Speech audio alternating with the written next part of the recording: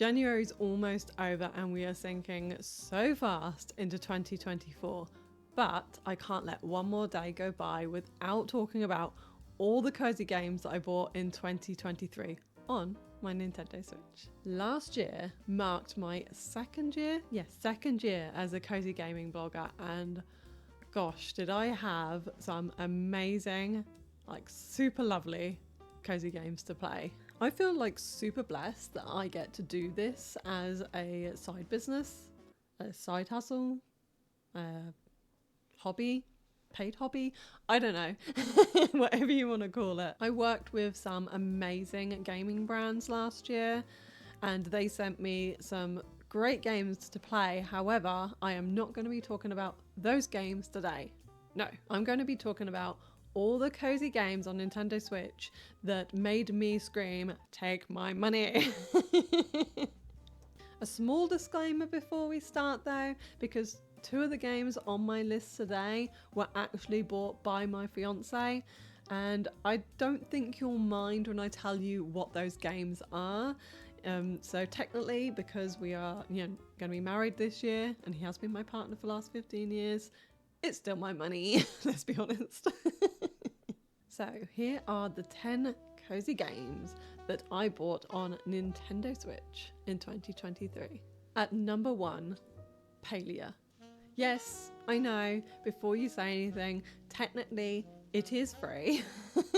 So I didn't cough up any money in order to play this game outright. However, it does have microtransactions. You can buy costumes and pets in the game. So I know I'm going to be spending money on this game, let me put it that way. Palia is a free-to-play online MMO available on PC and Nintendo Switch. An MMO, and I can't even say it, an MMO means massively multiplayer online. It's a game where other players play on the same server but not necessarily with you. You can interact with them and talk in a chat room and collect the same loot and stuff. This isn't my first time playing an MMO, and I'm not normally a fan of online games. I'm a solo gamer. But since picking up Palia, I've not had any contact with any other player inside the game. It is still possible to play this game on your own, but I do believe further on, I'm quite early on in the game right now. I think further on you will need to interact with other players in order to get rare resources, I think flow trees are a thing or something. I'm not that far along. I first started playing Palia on PC, but I hated that there was no controller compatibility, so I quit it after a short time. I know now that has since changed, but I have been opting to play it on my Nintendo Switch more anyway. The graphics on Switch are subpar though, all the tiny details have been lost, and I understand something had to give to port such a huge game to Switch. It's still very much playable. If you haven't played Palia on PC, then you wouldn't notice that the graphics have been reduced anyway. I know for certain it is one game that I'm going to be continuing to play throughout 2024, and I'm also going to stream my gameplay on Twitch because I'm back on Twitch now. You can catch my Twitch streams at Sunday 9 PM GMT, so that's UK time. So come and have a cup of tea, grab a blanket, and hang out with me while I play Palia. I'm not going to make that. Whoa, whoa, whoa! What? Now this next game that I'm going to talk to you about encapsulates everything I didn't know I wanted in a video game. It's got drama, it's got shrimp like demons, it's got tarot. I mean, I'm a tarot girly, so I was destined to play this. The Cosmic Wheel Sisterhood came out of nowhere.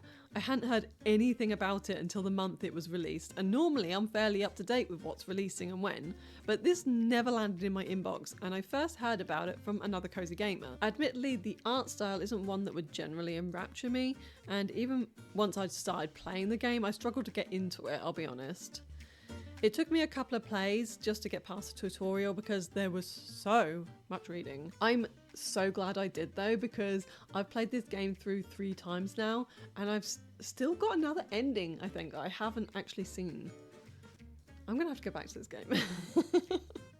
The Cosmic Wheel Sisterhood is a narrative game with a branching storyline about Fortunia, a witch living exiled on an asteroid who forms a pact with a forbidden creature in the hopes of regaining her freedom. She needs to craft like her own tarot deck. It's like completely original, nothing like the Rider White one. And it has all these different mystical creatures, and the meanings, like depending on what like illustrations you put inside these tarot cards, the meanings change, which is really cool. She also needs to enlist the help of her sister and her friends to get off this space rock. There's so much humor in this game, and you get to influence the outcome through reading the fortune of each character. I think it's similar in style to Coffee Talk, and I think that's why I like it so much. It's unique because, to my knowledge anyway, there's no other game that allows you to create? Why do I want to say create? There's no other game that lets you craft a tarot deck. And I've got like, I don't know, over a dozen tarot decks. They're all different, but they generally have the same meaning. At number 3, I've got The Wreck. As a millennial, I'm always on the lookout for games that include older characters. You know, characters that have lived a life. I want couples with true-to-life stories, siblings with complicated family relationships. I have 3 siblings. I want to see more sibling relationships. And childless women trying to understand their place in the world. There's not enough games that focus just on older women, say like 30, 40, 50, that don't have children. Hello. Target market right here. I'm yet to find that one game that reflects my own life and the women that I know and love. But The Wreck came very close. The Wreck is a mature 3D visual novel about sisterhood, motherhood, grief and survival. You play as Junyeon, I'm not sure how you pronounce her name, who at 36 feels like her life is falling apart. Her mother has been rushed to hospital, and it's up to you to help her navigate the day, to help her find peace with herself. It reminded me very much of Hindsight, another narrative game that shares the ups and downs of the mother-daughter relationships incredibly well. Is it perfect? No. The voice acting and the story were incredible, but the artistry, it wasn't really to my tastes. There are a few games that didn't release in 2023. However, I either continued to play them or discovered that they existed. And 2 Point Campus is one of those games. I've been playing 2 Point Campus since its launch. It's the second game from 2 Point Studios, the first being 2 Point Hospital. I've said this before, and I'll say it again, and I will continue to keep saying it throughout the rest of my life. But Theme Hospital from Bullfrog was a masterpiece. It was my obsession. I mean, obsession growing up. I used to play it on my laptop just tucked up in bed and recommended it to anybody that would listen to me talk about video games. When I played 2 Point Hospital for the first time though, I didn't like it. I think the reason for my immediate dislike of 2 Point Hospital though was because they removed the board game style cutscenes in between the levels. It's weird, I know, because it wasn't necessary to the game, I guess, but I loved it. I loved being able to see myself progress, and it was my own personal goal to get to the end. So I never actually finished 2 Point Hospital because I didn't feel like the incentive was there to complete every level. When 2 Point Campus came out though, that's when things changed for me.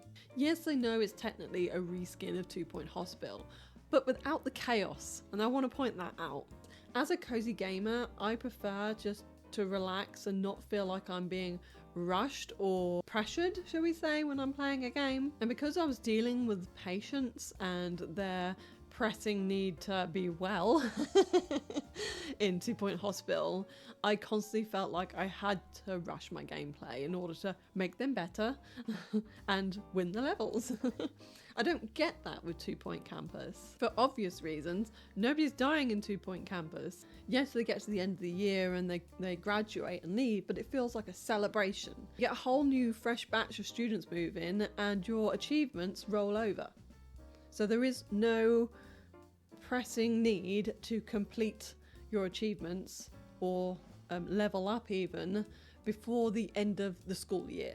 It's a game I will absolutely continue to play throughout 2024, and I hope there's going to be new DLCs and not medical school, because I hated that DLC for the obvious reasons. Why? 2 Point Studios, why? I need to get comfortable for this next game because it's my favourite. Now, you're probably sick of me talking about this next game by now, but I love Coffee Talk. I will never stop talking about it. It is the best game. So when I heard that they were going to be making a Coffee Talk episode 2, I was like, oh, be still my heart. I need me some more vampires.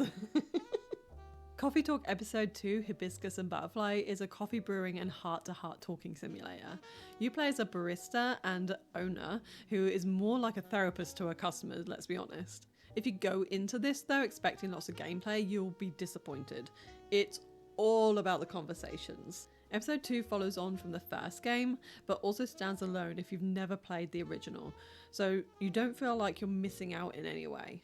With new game mechanics such as lost property and new ingredients to experiment with, it adds more depth to an already perfect narrative game in my opinion. Would I pick it up again in 2024? Probably not. I think if anything, I'd like to see the series continue, maybe add in some more game mechanics and just keep building upon the series. Episode 2 didn't really have the same nostalgia hit that I got from the first Coffee Talk, and I think it's because I was missing Freya. So moving away from narrative games, I'm going to talk about a platformer now. I had to include a Mario game on this list. Every year I pick up a new Nintendo game. I knew I wanted it from the first moment I saw it because I could play as Daisy. Fiance bought this one for us for Christmas because it's, let's be honest, it's the perfect Christmas game to play together with your family, isn't it really? I don't really play Mario games solo much anymore. I think the last Mario game I played solo was Paper Mario the Origami King. I reserve them now for playing exclusively in couch co-op with my fiance. It's our family time. In Wonder, you're introduced to the Wonder Flower, a fun game mechanic that surprises you with a new way to play your current level. Sometimes you're falling through the air, while other times you're riding a pipe. It's a total trip. There are 12 playable characters and over 100 wacky levels. We've been having a right laugh playing it together, and I don't see us putting it down anytime soon. At number 7, I've got Suka Game. I think I pronounced that right. Here's a game I didn't think I'd be introducing to you at all. Suka Game, or that watermelon game as many people know it here, is basically a cute Japanese game where you need to match fruit to get a high score. There's a catch though. Your space is limited, and if you reach the top, it's game over. There's no online compatibility on Switch as far as I'm aware, though I think that would have made the game a lot more fun. I can see it being a bit like Tetris 99 or something. It was super cheap, like just a couple of quid, something like that. And now I just pick it up when I want to play a quick game. Before I fall asleep, I just don't take it very seriously. Now, I might get a bit gushy over this next game because I thought I would never, ever play a Zelda game. But here I am, adding it to my top played cozy Switch games of 2023. I haven't actually been playing it very long. I only started playing it in December. The Legend of Zelda Tears of the Kingdom is a 2023 sequel to Breath of the Wild. It's an action-adventure game developed and published by Nintendo. The series has been running since the late 1980s, and because I never played it as a kid, I didn't have that deep connection with the story and the characters that many players seem to have. Of course, I knew about Zelda and how popular it was, but I couldn't see myself getting into a story that already had been going for so many years. Surely it would take me forever to understand anything about it, right? How wrong was I? My fiance bought the game to play for himself. He's not a huge Zelda gamer either, but he has played a couple of the originals. So as I sat and watched him playing it on TV while I played 2 Point Campus on my OLED, I began asking probably too many questions. What is that spinach looking character, and why do the weapons keep breaking, and why is the TV black? And one day my fiance came home to find I had taken over his game, humming Hestu's little jingle to myself.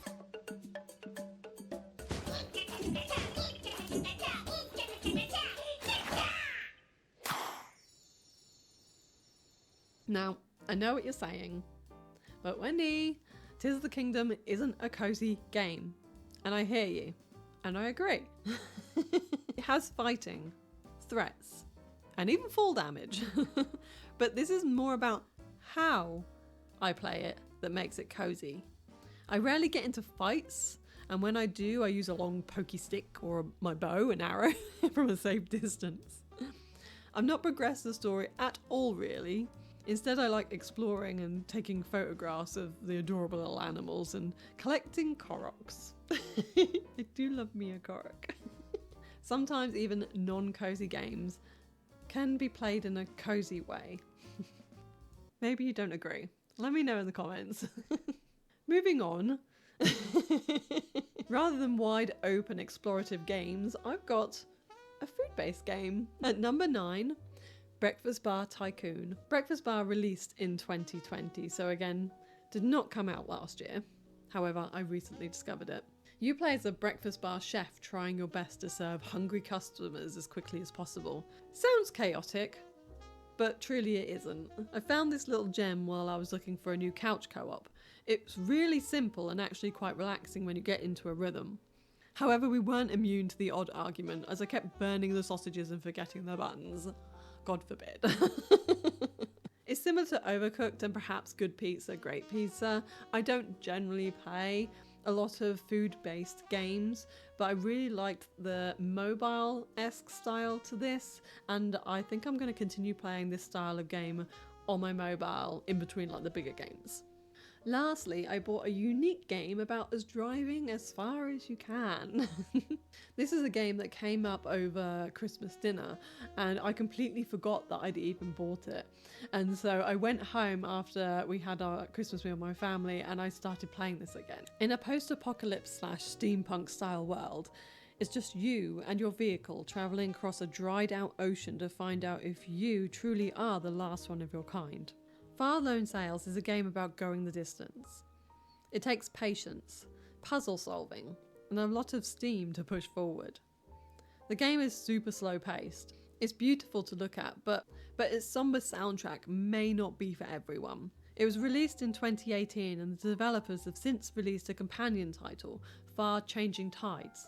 Even though their second game is set in the same world as FarLoone Sales, it's not a sequel as far as I'm aware. But either way, I'm glad I played FarLoone Sales first.